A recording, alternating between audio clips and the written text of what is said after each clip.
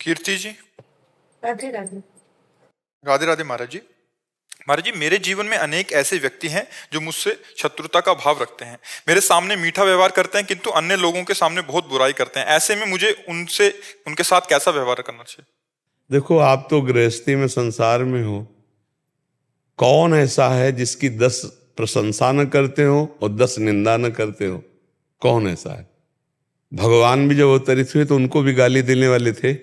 शिशुपाल तो गिन गिन के गाली देता था, ले देता था। हाँ, तो हमको ये चाहिए कि उनके विचारों को देख करके, उनकी भावनाओं को देखकर हम प्रभु से प्रार्थना करें कि उनकी बुद्धि शुद्ध हो, उनके विचार शुद्ध हो, और जब हमारे साथ कटु व्यवहार करें तो हमें चुपचाप सह लेना चाहिए। जहां तक सीमा है, सीमा के आगे नहीं। एक सीमा है, मतलब आप उपहास कर रहे हो, आप बोल रहे हो, हम सह गए, लेकिन आप हमारे धर्म, हमारे पवित्रता, हमारे जीवन, तो फिर वो दूसरा व्यवहार हो जाएगा।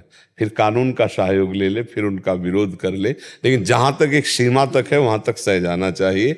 जो द्वेष करने वाले लोग हैं उनको हम चाहे जितना प्यार करें, चाहे जो कुछ समर्पित कर दें, वो मानने वाले नहीं हैं। उनका स्वभाव है द्वेष करना, तो वो द्वेष करेंगे, क्योंकि भगवान ने उनको ड्यूटी दी है, द्वेष करने की सेवा दी है। आप सत्संगी हैं, आप भगवत भक्त हैं, तो आपको उनकी उपेक्षा करनी और सह जाना है।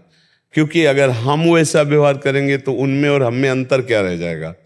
और हमारे शांत व्यवहार से उनका उग्र व्यवहार कहीं ऐसी जगह फंसा देगा कि उनको बराबर का दंड मिल जाएगा।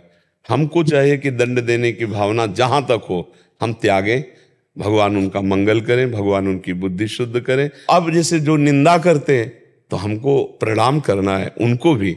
भगवान आप पर कृपा करें, भगवान आपकी बुद्धि शुद्ध रखे। मुझे तो एक ही उपाय लगता है, सहनशीलता। सहन कर जाओ सीमा तक, फिर इसके बाद आगे कोई बढ़े तो कानून व्यवस्था है, आप उसका सहयोग ले। स्वयं कोई निर्णय न करे, स्वयं कोई उपद्रव न करे, नहीं खुद अशांत हो जाएंगे और फंस जाएंगे। अगर हमको कोई गाली दे रहा, हम पलट कर गाली दे रहे हैं, लड़ने लगे, तो हम में उनमें अंतर क्या रहा? हमें कोई गाली दे रहा, मुस्कुरा के चले गए, ये हमारे सत्संग का प्रभाव है। तो उसका स्वभाव है गाली देना, और किसी ऐसे को गाली देगा जो एक गाली पे 100 गाली दे के थप्पड़ जमा देगा उसको। अवश्य भगवान मिला देते हैं, भगवान की सृष्टि में सब क्वालिटी है। अगर आप जैसे सोचो कि मैं इसको क्षमा कर दूंगा तो ये बढ़ जाएगा, हाँ बढ़ जाएगा, पर वो ऐसी जगह पिटेगा, ऐसी जगह उसका व्यवहार बन जाएगा, ऐसी जगह फंस जाएगा कि उसको उत्तर मिल जाएगा। आप चुप हो गए, उसको उत्तर भगवान दे देंगे।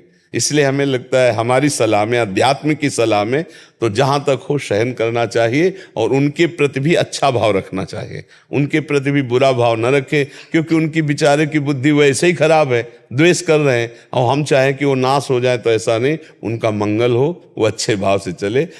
क्रोध में भले कभी निकले कि तुम भोग लोगे, लेकिन उसी क्षण उसी के बाद नहीं, भगवान इनका मंगल हो, इनकी बुद्धि शुद्ध हो, इनका कोई दोष नहीं, इनकी बुद्धि खराब है, यही ठीक हो जाए, बढ़िया हो जाएंगे जी।